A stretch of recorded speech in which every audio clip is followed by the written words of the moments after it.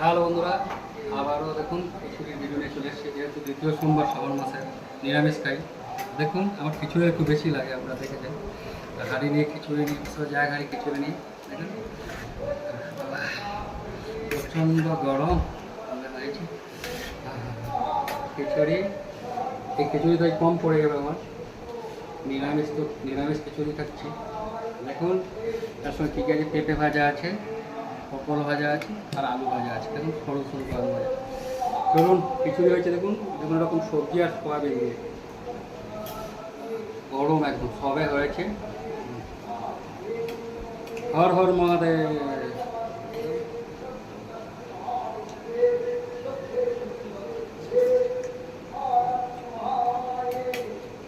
ও আজকে আমার জ্ঞানী যা বানিয়েছে না, অমৃত অমৃত।